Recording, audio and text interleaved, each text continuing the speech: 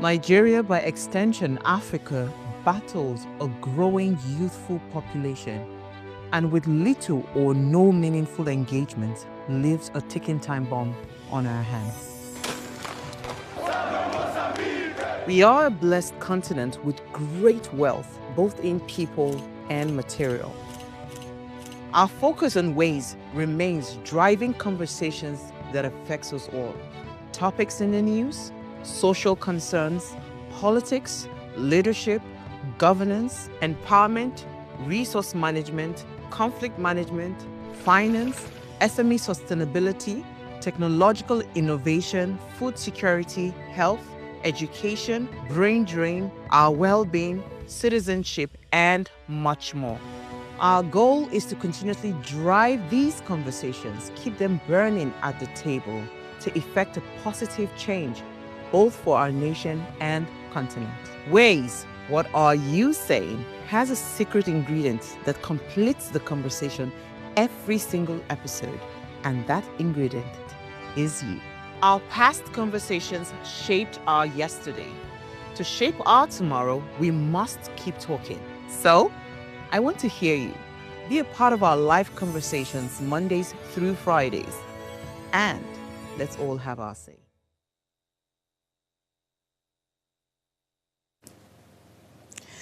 Despite a long history of exceptional performance on international stage, Nigeria's women's sports teams, the Super Falcons and the Tigers, have often found themselves battling a different kind of opponent, neglect at home.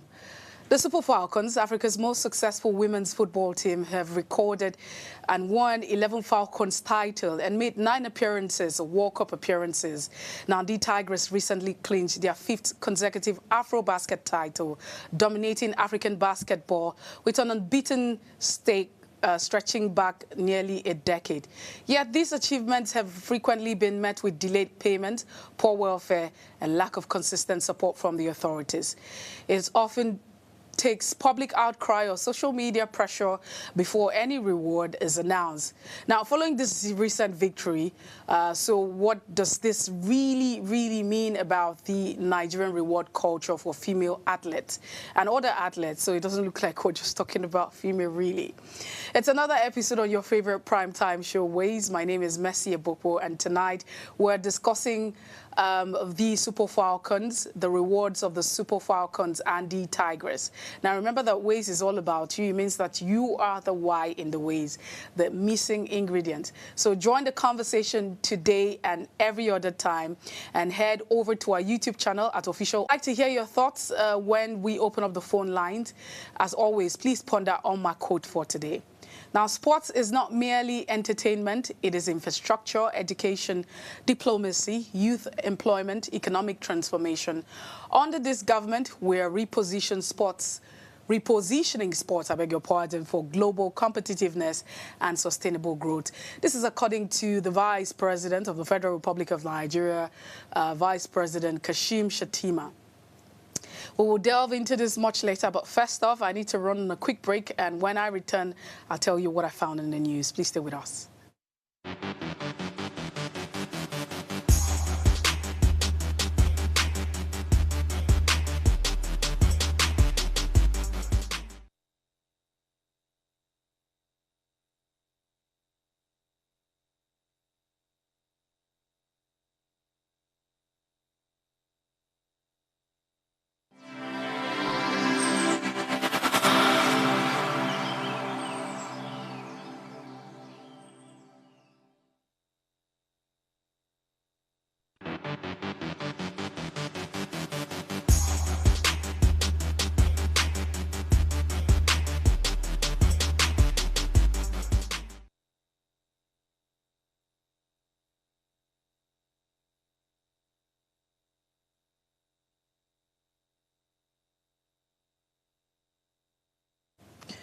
You're still watching Ways, hashtag what are you saying? Now, thank you so much for being part of the show and tuning in. This is where I tell you what caught my interest today in the news.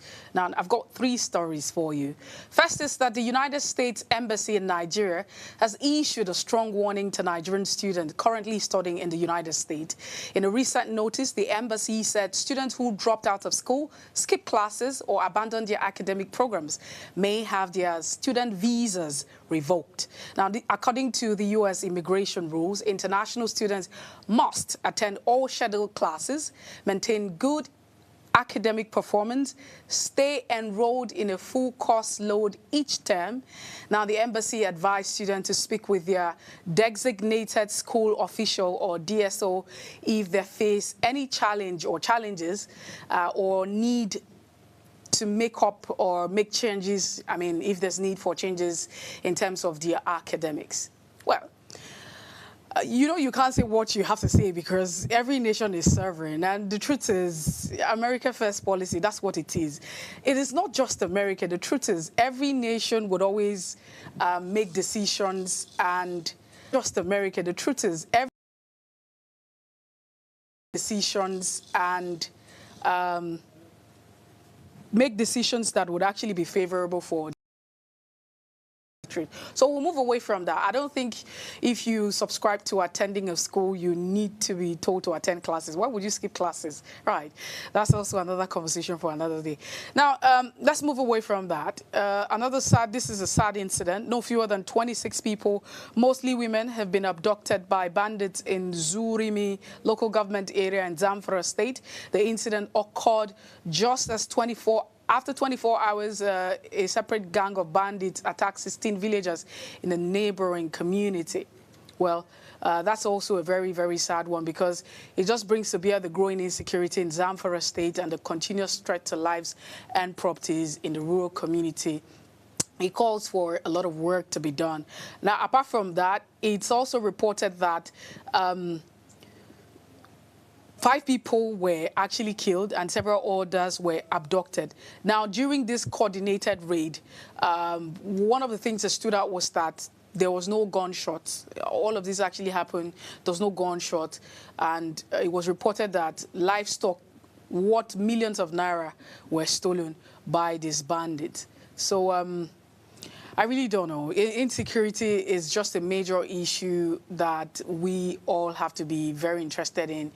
It's also a conversation that we'll talk about, some other time. Let's quickly move on to the next story. The ruling All Progressive Congress APC says former Vice President Atiku Abubakar and former Kaduna State Governor Nasir El-Rufai are a threat to the peace and unity of Nigeria. Now, in a statement, the APC spokesperson Felix Mukar claimed that both men are trying to take over the opposition African Democratic Congress, that's the ADC, as part of a plan to disrupt the nation's or Nigeria's power rotation system. Now, the party also blamed Atiku's action during the 2023 PDP presidential primaries for poor party's performance, saying he refused to support power rotation, which hurt the PDP badly. This reaction comes shortly after El-Rufai criticized President Tinubu over how he's running the country and all that's going on. But really, can we be real now? First off, what is APC's business in, the affairs of the opposition? Why is APC concerned about the runnings of the opposition, really? And if you talk about the rotation, so again, another concern here is that this is a ploy or a plan to disrupt the nation's power rotation system. Well, if we want to look at it really, you want to ask yourself the question, is there a constitutional backing as to the nation's rotation power system, what you call zoning or the zoning? We all know that is a gentleman's agreement that has been made among, the powers across the different regions of the country. Although a certain region has not, really, if it's really a concern, I think that whoever made this statement, should just go back. The APC spokesperson should just sit back and think about what he said, because if you're talking about the disruption of a process that has no constitutional backing and that is just an agreement that has has been going on, and that to some extent, some people would argue that have not been respected because the Southeast has never produced a president in this country. Power has rotated across the different geopolitical zones. You've got in power the Southwest, the Southeast, the South. Well, it's just gone across, but not the Southeast. So if I said the Southeast, it was a mistake, right? Well, that's the much that we can take at this point in time. We'll take a quick break, and when we return, we'll just delve straight to the conversation for today. Please stay with us.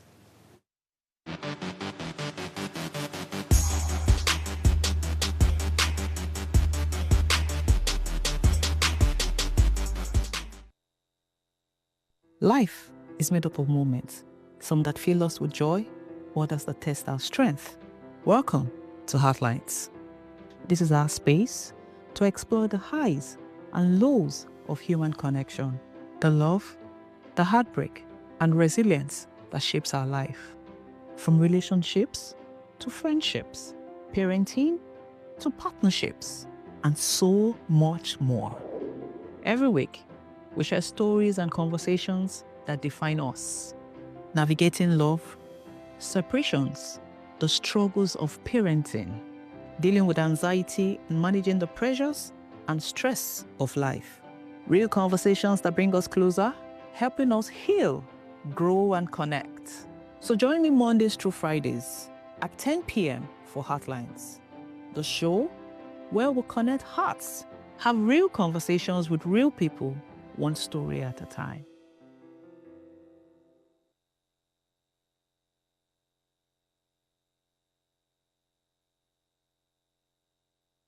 Tell us you're a Nigerian without saying a word. Energy security is one of the most pressing issues for many developing countries like Nigeria.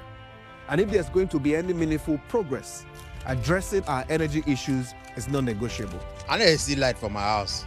Make them do something. Band A is expensive. I literally have to turn off all my appliances just to reduce costs. We need light. Introducing the Energy Outlook, your go-to show for everything energy. Every week, we'll bring you the latest insights, innovation, and in-depth analysis of Nigeria's energy sector. From policy discussions to regulatory insights, we'll analyze the key decisions influencing growth and sustainability in the energy sector. We'll bring you the human stories behind the headlines, giving you a personal perspective on the broader energy challenges. Join me every Friday at 6 p.m. for the Energy Outlook, your guide to the future of energy, where energy means business.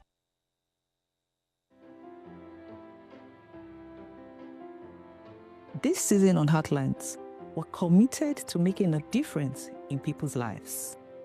So Heartlines, in partnership with Veda Consult, is offering 12 free slots of counseling every quarter for people in need of professional counseling. Additionally, we're taking on 2 pro bono cases for individuals navigating a challenging divorce. To participate, please send an email to counsel@vedaconsult.com with your story. Our team will carefully review all submissions and will contact all the shortlisted candidates.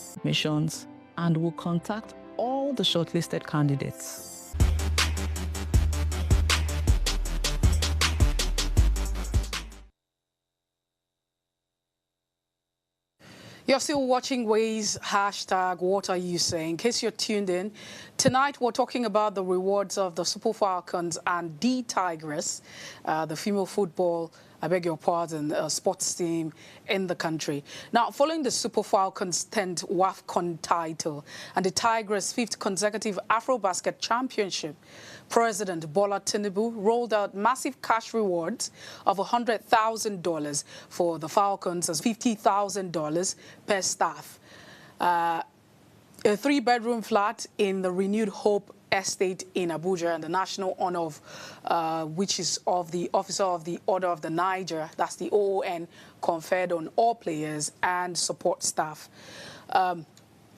While many praise this move, others, including retired military and police veterans, have called it a misplaced priority in the country, where those who risk their lives for national security are still struggling with unpaid pensions and poor welfare. So the question tonight is Nigeria's reward culture fair? Or are we just celebrating success without building structures that support both athletes and other patriots equally? Now, joining us to make sense of all of this is Mighty George, a sports journalist. Mighty George, thank you so much for being part of the show tonight. Thank you for having me, Messi. It's great to be here. All right, so let's start it off on this particular note now with the big question that I'm asking. Do you think that the reward culture that we have experienced with the two game is fair? Or are we just celebrating success without building structures that support both athletes and other patriots? Well, I think that, first of all, the Renewed Hope administration and that birthed, we've had two administrations of sports, by the way. So sports was one of those that was affected by the reshuffling of, heads of ministries. And that meant that John Owen Eno, who was initially appointed as the Minister of Sports, made way for Madam Shehu Diko in a proposal that has finally seen the light of day, which is converting the sports ministry to a sports commission. We had this before in the past. I think about, over a decade ago, we had the sports commission. We had Amos Adamu, who was the director general of the sports commission back in the day, but it reverted back to a ministry. Well, I don't feel any grouse against that, but it just shows some inconsistency. Are we running a sports commission? Are we running a ministry in a sports commission? It seems like a sports commission is quite peculiar because you have the tendency to run it more like business. It's just an arm of government that, runs sports and not a parastatal that just has to answer to the whims and caprices or anything that the government says you should do. A commission, formulates policies, has some sort of independence. And I think that we've seen the fruits of this. The fruit is that a man who has, and I'm not blowing his trumpet, Malam Shehu Diko, he was, for 8 years, chairman of the League Management Company, which is the body that runs the Nigerian League. Although we saw a lot of, he went through a lot of pitfalls, which is after the Nigerian League started being broadcast, the broadcasters finally left. So I'm getting somewhere, so I'm trying to talk about the leadership and how we got to this. So Malam Shehu Diko, a football person through and through, was one of those who brought Manchester United and Portsmouth to Nigeria back in 2008. I was very present then at the now Moshood Abiola Stadium. So he's a man who knows his onions in football. And let's take sports. Now, why sports? Why was he appointed the National Sports Commission chairman? Because he had submitted a blueprint for sports in Nigeria some years ago, even under the Buhari administration. It wasn't adopted until the Tinubu administration. So I believe, and I have heard, that he had imputed that reward system for Nigerian sportsmen and women is poor. So is this what they arrived at? Was there a consensus that we're now going to be giving $100,000 to every, continental or global winner, or is this just for continental? What about a team that goes on to win the World Cup or win the World Championship? It's going to be different. Well, that we don't know, because I've not been able to get Malam Shehu Diko to sit down and talk to me about this, or he hasn't really talked to the press about this. But it is what it is. He has likely whispered this to the presidency. I'm not sure that the presidency would have just come up with, $100,000. Let's give it to them. Bam, bam, bam. It must have been some discussion. Can they sustain this? I think since the wave and the heat is on right now, any team that wins a continental or whatever championship at the moment in our major sports, let's face it, right? Nigeria has strengths in football, in basketball, in weightlifting as well. But weightlifting, unfortunately, we don't see all those major tournaments coming in where people where Nigerians are galvanized to watch. So is this the, the rave of, or the wind that is blowing at the moment? Yes, it is. Is it too much? To put it side by side with what's going on in the country, I think that every other sector has a right to be offended. I'm telling you. The pensioners who haven't been paid have a right to be offended. The roads that are bad, the transporters have a right to be offended. These days, you cannot travel by road anymore. I was going to Lagos just last week, and I was wondering that, look, I'm based in Uyo. Is it a crime to be based in Uyo and still try to get things done in Lagos and Abuja? You need to spend an average of, for transportation alone, 500,000 naira. Then what about hotel and all of that? Because you need to fly. You can't use the roads. So every sector has a right to be offended. But this is a sports sector. This is a proposal by the sports sector. Sports has been able to galvanize and bring together people. And I think that it touched the president. So maybe I'm not going to speak for the president, but I think that there's some sort of, he took it personal. He took it personal when he announced that reward.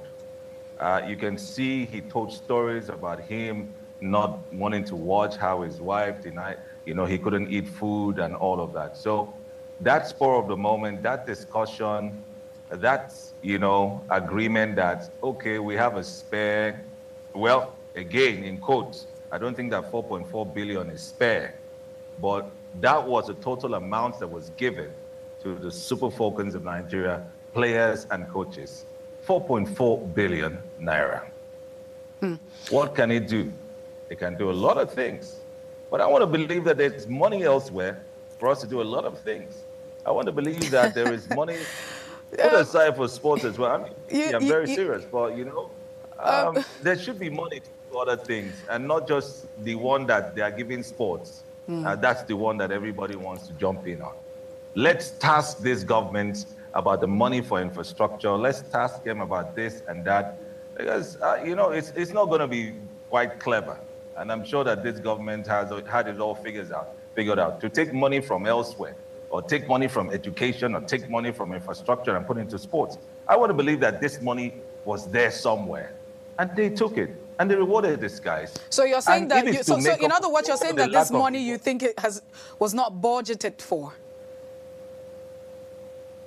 Well, I don't think that 100,000, I'm still asking the stakeholders. I don't think that the 100,000 is what has been arrived at for everyone that wins a gold medal in Nigeria. No, I'm telling you that this was a spur of the moment. It was out of the excitement and all of that. And if I'm to reference what Bayo Onanuga said the other time, you saw his response, and says that if Big Brother Nigeria can give 150 million to the winner, although I didn't even buy that explanation, why are we annoyed that we're giving 150 million to every winner, each player of the Super Falcons? So that in itself is already telling us that I don't think that the presidency and Bayo Onanuga think that Big Brother Nigeria is doing anything, or is as engaging, as unifying as football. So, but in a sense, that's just one person they are giving. This one, they are giving 24 people plus the technical crew. So I don't think that this money was what was budgeted for in sports. I think it was taken out of somewhere, whatever funds that they have. But after this rave and this wave, we need to sit down and say, what would be the reward system, the standard? I think that they are racking their brains about that right now. Well, good for the Tigers. It came almost immediately this happened. There's no way you're going to deny them the $100,000. But what's going to happen soon? Super Falcons, Super Eagles, Team B are playing now in Chan. Unfortunately, those ones, they don't even want to win money. They just lost to Senegal, 1-0, just a few minutes ago. So the guys are not even stepping up, because I am sure, very sure, that if they go on to win the Chan in Tanzania, Uganda, and Kenya, they'll all get this. And then maybe that time we'll now sit down and say, okay, what would be the reward system? I think That's the way it should be. But I'm not sure that this is what they agreed. This is what's in the RINs documents. The document for sports by the commission actually is called RINs. But you know, Yeah. Mighty George, for those who are putting out this argument, we totally, I mean, it's understandable, and not to say they do not have the right to feel the way they are feeling, because it can be likened to a situation where you have a family, in a family setting, and then you have, you know, a parent or a father attending to a particular child and not attending to the other. They all feel left out. So it's like that kind of scenario. But let's look at the fact that the WAFCON, the Super Falcons over time have won the WAFCON titles. And if you remember vividly, in 2016, 2019, 2022, the Super Falcons had to protest on paid allowances. It took the pressure and cry, you know, an outcry from the public before these bonuses and allowances were paid. So if you juxtapose that, all of these years of neglect, and not including the moral support, I would say that this is the very first time in a long time that we have seen that kind of support, you know, physical support, moral support, including financial, you know, towards the Super Falcons. So again, would you say that... They have been a team quite neglected, They have been quite neglected for some time. I was just watching, when they said they were going to do a trophy parade, I was praying that it was not going to be the same truck that was used. I think that was in 2010 or 2011. When the Super Falcons won the AFCON, they came back to Nigeria. You see that truck they used to carry cows and cattle? They put them in that truck, and they looked like prisoners. You know, I was tempted to post that on my page, but people would say I'm not a patriot and all of that. Especially when I heard they were going to do a trophy parade, I said, hi, please. I hope that they have gotten something more, decent. That was very demeaning. I'm not even sure what they got, even after they entered that. In fact, one of the Super Falcons, who was the backup goalkeeper, Tochukwu Olehi, was part of that squad. And I remember her picture, you know, taking it in my days with Brilla FM. She looked like a prisoner in that. So I agree that the Super Falcons have been neglected over time. But then some people would argue, can we get all those other ex-players who were neglected? Yes, this is almost like a payment for 10 titles, right? You have won 10 titles. It just happens to fall on these ones, the lucky ones in quote. What about the ex-players? What about the ones that won the first, second, third, fourth, fifth, sixth, seventh, eighth, and ninth? How are we going to get them back? Is President Tinubu going to say, okay, all of you come, let's give you money as well? I'm not sure that's going to happen. It looks like it just fell on these guys. But again, I don't think that $100,000 statutory reward for every player who brings a gold medal is going to be sustainable. Obviously not. It took an outcry, like you said. It took agitation for bonuses to be paid. It took agitation as well for the president and the presidency to cash in on the moment and the euphoria and say, you know what, let me do something that would also fascinate the people and the girls. But it's not sustainable. It's not realistic. Considering what's going on in the country. Just make sure you give them their bonuses as it went due. We will not have a very massive outcry about rewarding them. It's almost like rewarding them for many years of neglect. So if you do not neglect them, I'm not sure you need to reward them that bountifully. In Nigeria, yes, we're a rich country. There are other countries that can, $100,000 maybe, might not be too much. But $100,000 here, we know what it is, 150. I even have an issue why they even said dollars in the first place. You know, how can a president of the country dollarize, payments and then said, okay, Naira equivalents? I mean, that was even a flaw in the first place. You should have mentioned Naira. And his advisors didn't do well in that. You should have mentioned Naira. So we need to move forward and find a statutory reward system, but it's not going to be sustainable. It's not going to be fair if you're going to keep giving $100,000 to every continental champion. Pastor, so let's talk about the delays and all of the delays with the bonus and all of that. I mean, why is that a thing? Because I also remember again when the Tigers at some point they were banned, even 2022, if I'm not mistaken, one of those years, due to administrative issues. It wasn't their fault. Yeah. And so why do They boycotted everything, yeah. So, but why is that really an issue for us when it has to do with sports, and especially for, you know, a continent as ours? We say that, you know, in the entire continent we're the giant of Africa. So what is the issue with sorting out bonuses, allowances of these players, ensuring that they have a very conducive place to play? What exactly is the issue? Is it that we don't have the resources? Is it that the budgetary allocation is not enough? What exactly do you think that we have been grappling with over the years? I think we've been grappling with corrupt administrators, those who are entrusted with these monies, find a way of enriching themselves. I mean, isn't that the story of Nigeria anyway? But you know, see, in sports, it shows. Yeah, it shows, and I dare say in every other facet of Nigerian, you know, life as well. It shows when a healthcare system is nothing to write home about. It shows when you go to the hospitals and there's no power and there are no doctors. Somebody is not doing their job somewhere. Somebody is siphoning money and all of that. So it goes with sports as well. I've happened to work, you know, as a sports administrator, and I do know what it means to deploy monies where monies are supposed to be deployed. So it's like a triangle, the sponsors abroad, and in very more serious and saner climes, sports is driven largely by the private sector. We don't have to wait for government.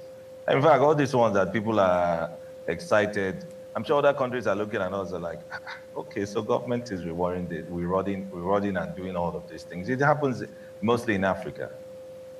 Because abroad and other countries, you have private establishments who are already bankrolling these national teams. And they already know how it's going to go. In fact, they administer these monies directly. The companies, whether it's the Barclays Bank, I mean, I don't want to mention brands, they're administering the monies. They know how much is the allowances of these girls. They've already stipulated, you know, the winning bonuses. They know how much a gold medal is and all of that. If probably you want to award, I've seen in the UK, the best that they give them is award them, you know, national honors. I've never seen the Prime Minister say that we're going to give you £100,000 each. No, because the monies are already sorted. So in Nigeria, the corporate bodies are scared. They have been through hell and back when it comes to giving monies. And the corporate bodies too are even also complicit in this. They are sometimes not sincere, because whoever handles the sponsorship, arm of those companies sometimes also has a deal with these sports federations, especially football in this regard, and before you know, monies are shortchanged. And because of that, over time, the federation, in this case, the NFF, would need to go to government to go and beg cap in hand. Well, they have their allocations, but all these $100,000, this one, that is not part of the allocation. Normally, you take your allocation and then go and look for sponsorship. But now, it's hard to get the sponsorship. We had, and I mentioned this, I think, last week, the last time I was here, we had a former NFF president who was, that guy knew how to move. Amaju Pinnick, before you know, he has gotten this sponsor. So at that time, when the then minister wanted to probe the accounts and say, give me account of what you are spending, he would tell him, Oga, did you give me money? You did not give me money. And if he wants to try anything, Amaju Pinnick calls Gianni Infantino in FIFA, and FIFA tells you government has no business in running football, and you have to relax. But now that you are collecting money from government, obviously you have to give account. So what am I saying? What I'm saying is, if these corporate bodies had trust in the federations, in the football federation in this regard now, and maybe the basketball federation as well.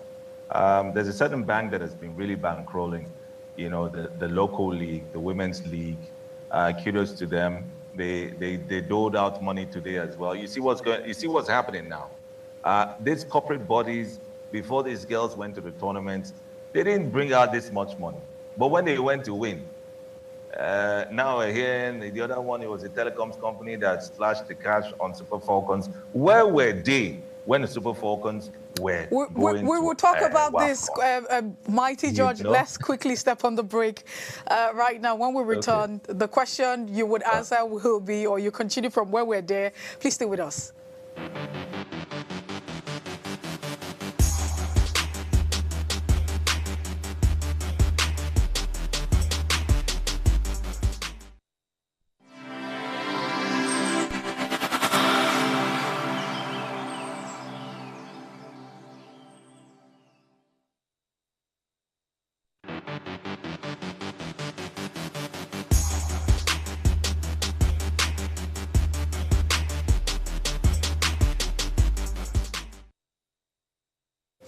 Now, thank you so much for staying tuned. If you're tuned in, we're discussing the rewards of the Super Falcons and D Tigers. Now, please, let's hear what you have to say. Remember that you can join the conversation by sending an SMS or WhatsApp to the number 081-8038-4663. That's the number to send the messages to. I'd like to take that number again, 081-8038-4663. SMS or WhatsApp to that number. What do you think about this money, that the Super Falcons have been rewarded with, and the Tigers as well, including the officials? The phone lines are also open. It means you can call the number 07025007749 or 0701-424-2420. Let's hear your thoughts on this. Mighty George is still here with us. Now, Mighty George, before that break, one of the points you made, or you were making, is that now we've had the Super Falcons winning and the D Tigers, and so far I think you were referencing the Super Falcons, saying that we seem to be seeing brands associating with them and splashing all of the monies and all of the endorsement. The question you ask is where we're there, but is it not very common among, it's just a very common practice or a common theory that nobody really, celebrates a failure? But it doesn't mean that they have been failure. They've been winning. So what made this different? Why do you think that these brands are acknowledging the Super Falcons now, giving them some sort of endorsement and the support they needed before the game? Well, I would say maybe it's the manner in which they won, coming from 2 goals down. I think the president also referenced that it was not just the win, it was not a routine win. They won. The whole country was, went, haywire, positively. So maybe that. But then again, these brands had this 150 million. They had this 100 million. And I'm sure when the NFF went to them, they did not believe that the NFF would be sincere about it. Except the NFF have lost their marketing, steez. I say again, during the period of Amaju Pinnick, the question was always what he was doing with sponsors' money and what he was doing with FIFA money as well. There is also FIFA money. So that brings us back to your question, why are they owing these?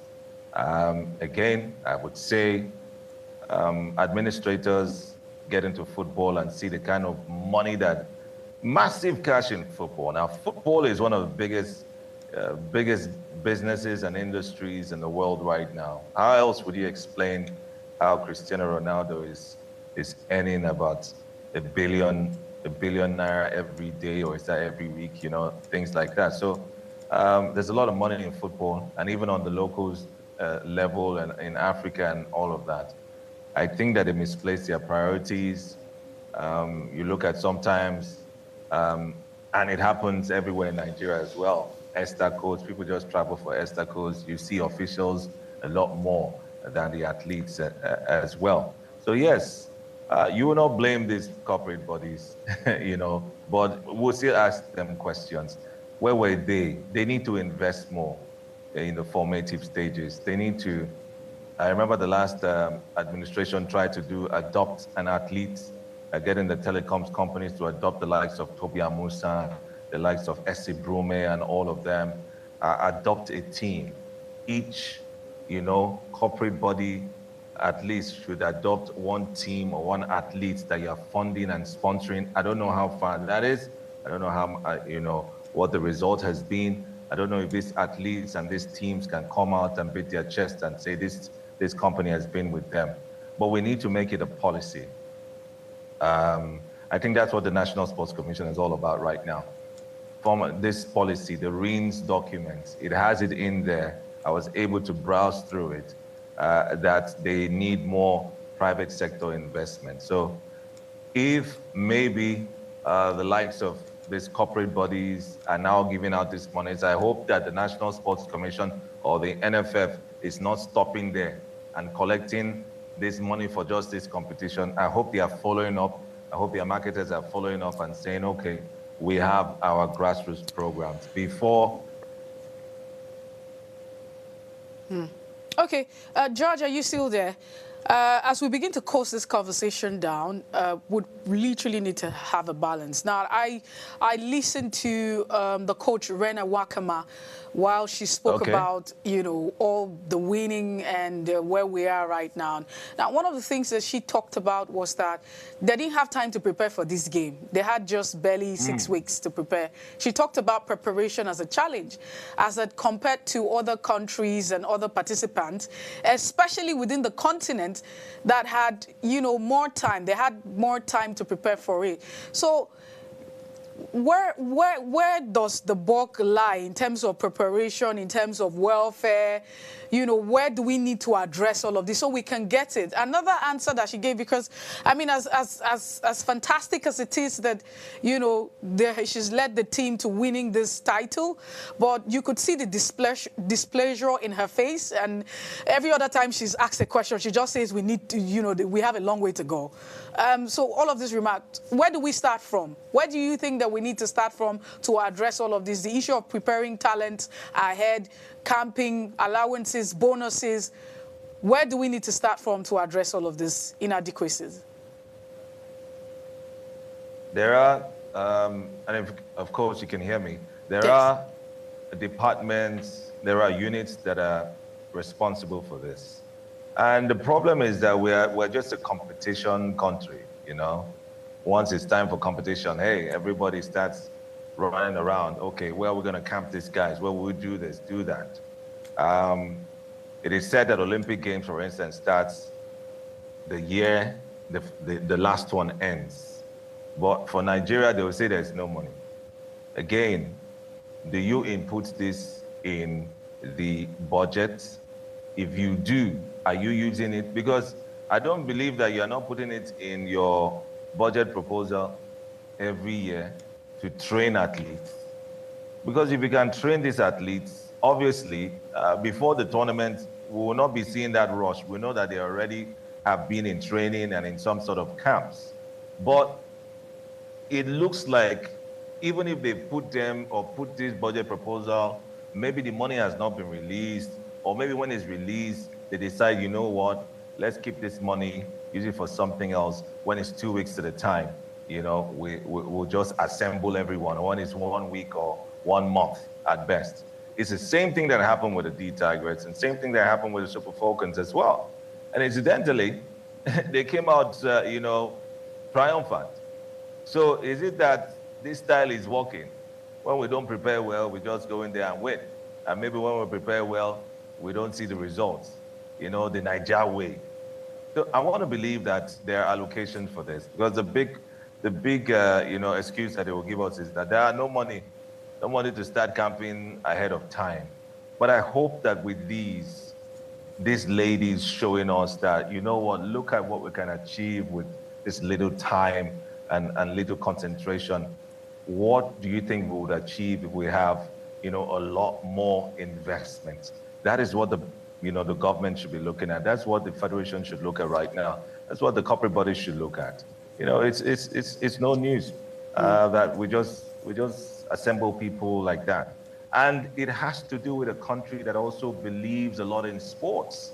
Sports should be removed as being just a leisure to business. All right? So I don't know whether exclusive lease or whatever. Sports is no more just the procreation, it's not the recreational. It is business. And the sooner we realize that this is business and we start running it as business, the better for us. If not, if they say, oh, is it not sports? Oh, if people are going to tournaments, hold on, we'll give you money later.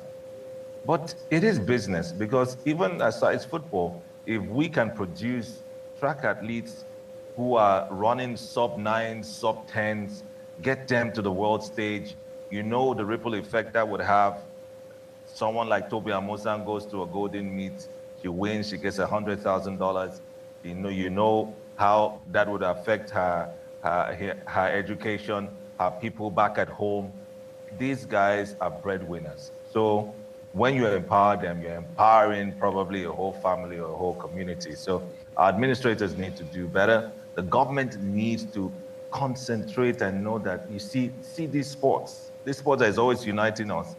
We need to invest more and, put our eyes on it. And the administrators that get in there should get in there. In fact, they fight for elections, like the EFN. The EFN is one of the biggest headaches right now. Every time they are trying to prove to us that the athletes are the ones at fault, and they are never at fault. It's just that Toby Amosan, like that one now, has not decided that she wants to switch nationality. But everybody else is just tired of them and saying, AFN, you did not log our name. You didn't do this. And the AFN keeps saying, no, it's not us. It's you. You did not do that.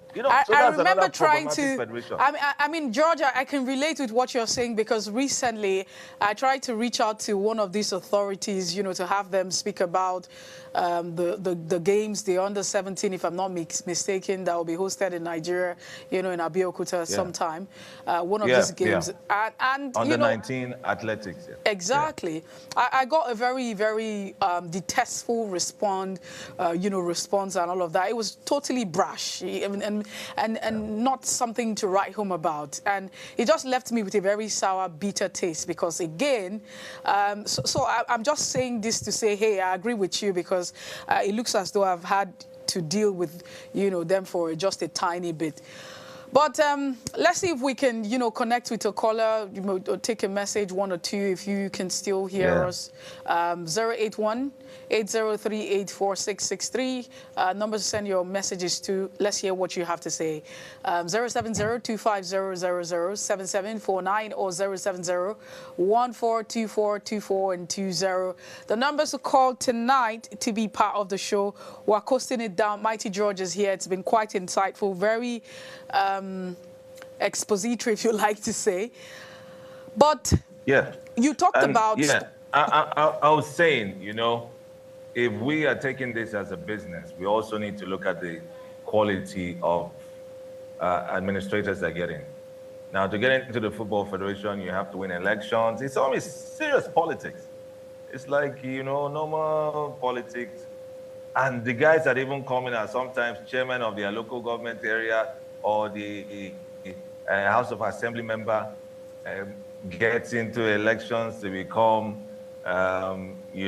representative of.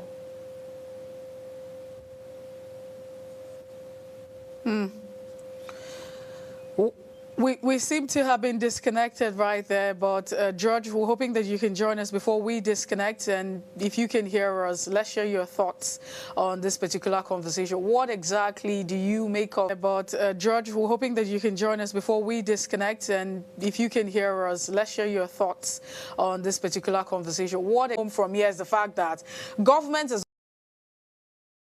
cannot invest can do is to provide an enabling environment that sports would thrive. And if you even look at sports, because again, I'd like the quotes that, you know, I like the statement made by the Vice President of the Federal Republic of Nigeria in the course of awarding the D-Tigress and the entire team and welcoming them, saying, hey, it's for development, sports is this, it's recreation, it's infrastructure. Sports is very critical, it's instrumental for development. And if you look at some of those countries, especially in the global north, some of them have nothing to write home about, not like they have the resources that we do in terms of minerals and what have you. But some of them have been able to sustain their economy because of sport. So again, you ask yourself, what is the big deal? There's so much talent that's going to waste. And we just imagine what would happen if we pay so much attention to sport, the level that, you know, the rate at which crime will reduce. Because sometimes, let's look at the various communities that we have. Even in terms of building infrastructure and all the housing, most times you go to some communities, they don't even have a football field. I mean, I really don't know. I always say that it looks like I live in a different dispensation or an era. I mean, quite different. Like I'm just coming from, I'm an alien. That's how I feel sometimes. Because way back, especially in school, from your nursery school to your secondary school and to the university, but most importantly from the nursery to secondary, you find out that sports is very, you know, instrumental. You had inter-house sport. It was a big deal. From there, you begin to develop. These children begin to develop. You begin to see talent and what have you. So I don't think that, again, like we always do, we allow everything for the government to do. You were saying, okay, we're all waiting for government to invest in sport. I think that the government, in her doing or in her biddings, should be able to provide an enabling environment for the private sector to thrive, or for individuals and those who have the resources to develop sports and sports infrastructure across the entire country. This is not a presidential or a federal thing. I think that all hands should be on deck.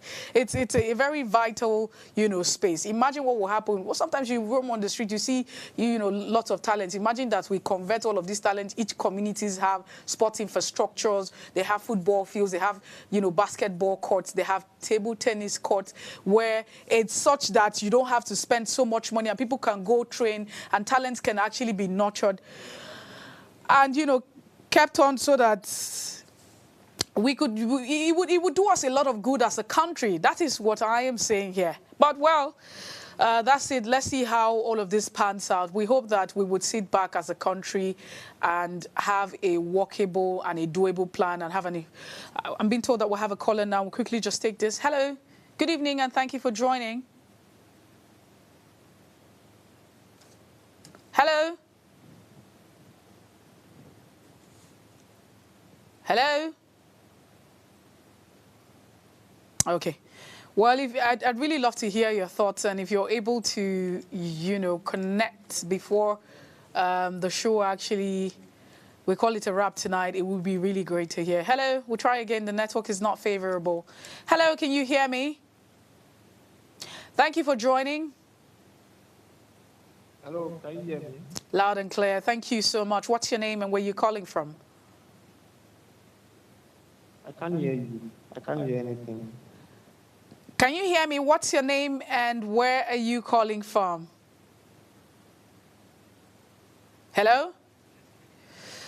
Oh, no. I'm so sorry. I could hear you loud and clear, but unfortunately, the network is not favorable. We have to let this go. But the conversation can continue, you know, via our YouTube page and channel. So all you need to do is just head over and subscribe. The YouTube channel is at Official Upgrade TV, and interact further. Drop a comment. And most importantly, you can also follow us on all of our social media platforms and engage. Remember to like, share, and comment, and invite your friends and family to watch the show. Peradventure they missed it. Now, if you miss our quote for today, this is what we have to say, or this is what the quote says. Sports is not merely entertainment. It is infrastructure, education, diplomacy, youth employment, economic transformation. Now, under this government, we are repositioning sport for global competitiveness and sustainable growth. This is according to the Vice President of the Federal Republic of Nigeria, Kashim Shettima. Now, I will see you tomorrow. All things being equal, enjoy the rest of your evening. My name is Messi Ebopo. Good night.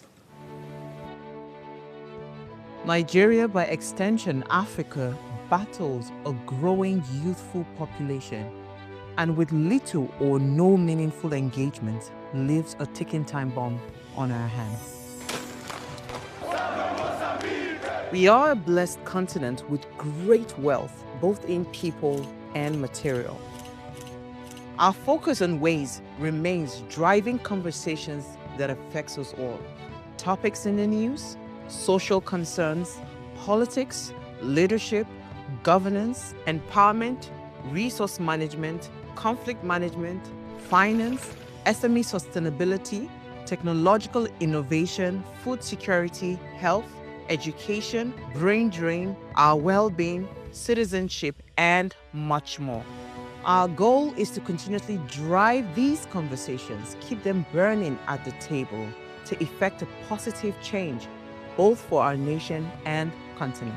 Ways, what are you saying, has a secret ingredient that completes the conversation every single episode, and that ingredient is you.